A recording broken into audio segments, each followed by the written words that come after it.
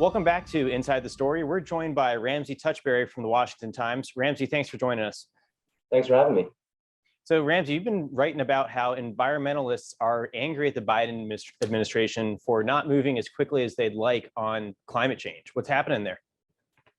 Yeah, they're definitely frustrated. The Biden administration has basically been in the middle of these two camps. One of them being the left that wants them to move more aggressively on climate action, and then the right who says that the Biden administration's sort of anti-fossil fuel stance has helped curb production and risen to and helped give way to these rising costs. The climate activists are frustrated because they'd like to see what the Biden administration had in BBB, the Build Back Better agenda, which was over $500 billion that would have gone towards initiatives that are meant to curb fossil fuel emissions to help stop a warming planet.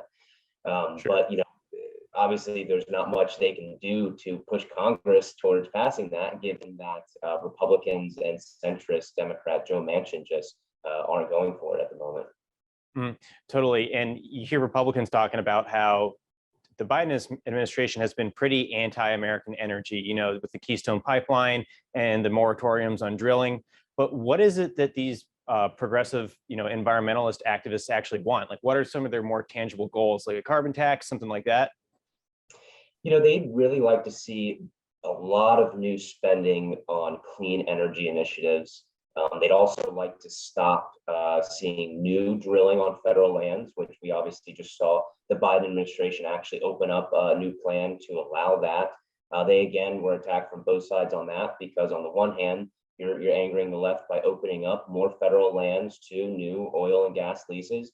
But on the other hand, they opened up a lot less land than they were expected to, and they rose the royalty rates for these companies to drill on them.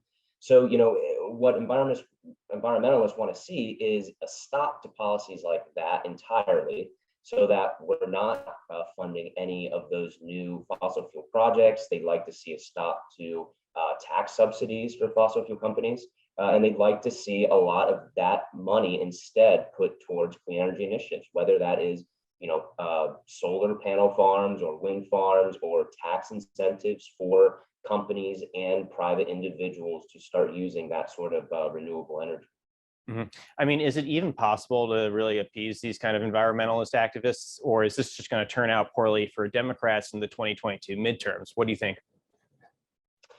It's definitely a point of frustration for a large chunk of his base, but I think at the end of the day, it might not necessarily sway their vote. It will more so sway their enthusiasm, or lack thereof enthusiasm, for supporting Democrats at the polls. You have to remember, Republicans aren't exactly going to give these environmentalists what they want, and so it's sort of Biden or bust for them. Either they can support the party and what they're pushing for, or they just might not show up to vote, might not be as enthusiastic to donate to campaign on behalf of Democrats because they haven't gotten as much legislation done. Certainly the enthusiasm would be higher if they would have been able to get something like Build Back Better passed with more of that funding. Now, Build Back Better had a lot more of the climate related funding in it, as opposed to the infrastructure package, correct? Yeah, that's correct. What we saw through the bipartisan infrastructure package, obviously a lot of that was geared towards more so these federal large-scale construction projects. A lot of that did have some clean energy components in it, but Build Back Better would have gone far, far further. It was far more reaching across different sectors of the economy and American society as a whole. And so that was sort of Democrats' view of a holistic approach to really tackling this crisis. Mm-hmm. Interesting. Now, moving on, you noticed last night that there was actually a leak of a Supreme Court opinion, the majority opinion, allegedly, that would strike down Roe v. Wade, the landmark abortion case from decades ago. What do you think is the political fallout of this? What's going to happen next? Does this bode well for Democrats? We were talking already about how their base might not be energized to come out in November. Maybe now it is. What are you seeing coming forward from this? Yeah, I think the big political takeaway, again, this has a lot of socioeconomic ramifications, but the political takeaway from this is that it does energize the Democratic base. Certainly, this is a big issue for them. And the fact that the court appears ready to overturn that means that it will absolutely energize the pro-choice base. Within minutes, essentially, of that story coming out last night, I had already been receiving texts and emails from campaigns, from Democratic aligned campaigns asking for donations about this very issue. And so this is certainly something that is always a hot topic issue, but this midterm election will bode well for Democrats, because as you and others know, this was not supposed to be a good election for Democrats, given that they control Washington. Republicans are typically poised to do well in this sort of scenario. But now, with this sort of decision, likely decision, it would definitely bode well for Democrats.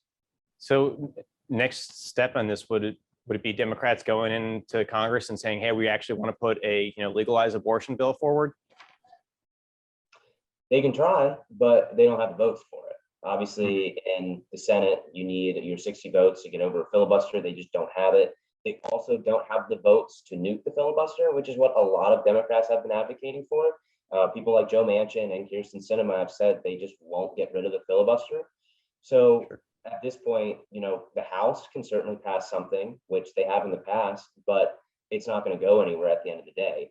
And, in all likelihood, Congress won't be able to pass anything on this for years and years to come, even if, Republicans, for instance, were to gain the majority in both chambers come this November. If they want to pass something that sort of codifies the Supreme Court striking down this law, even they probably won't successfully get something through, because the president can just veto it. And so, at the end of the day, unless one party gets those 60 votes or Democrats somehow get rid of the filibuster, you're not going to see legislation on this for a while.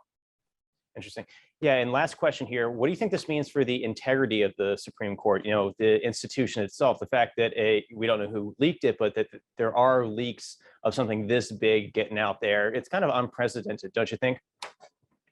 It's absolutely unprecedented. And I think it speaks volume to the sort of type of case that they chose to leak about. I think we should be clear. We don't know where the leak came from, at what level within the Supreme Court it came from. But it is very interesting that, the leak came at a case like this that is so just in the minds of voters and political activists and politicians.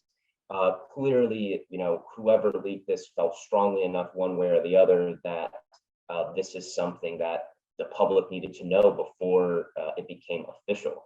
And so, Supreme Court experts have noted of how rare this really is. And that is true. I mean, if you think back to all the political coverage we've had about major Supreme Court cases, we didn't know until the official ruling actually came down, which speaks to the integrity of the court.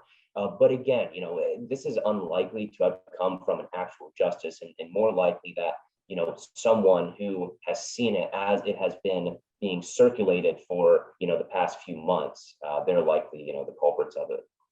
A clerk or something, maybe. But yeah, Ramsey, great analysis. Great to have you on, and we'll have you on again soon. Thank you. Thank you. Appreciate it.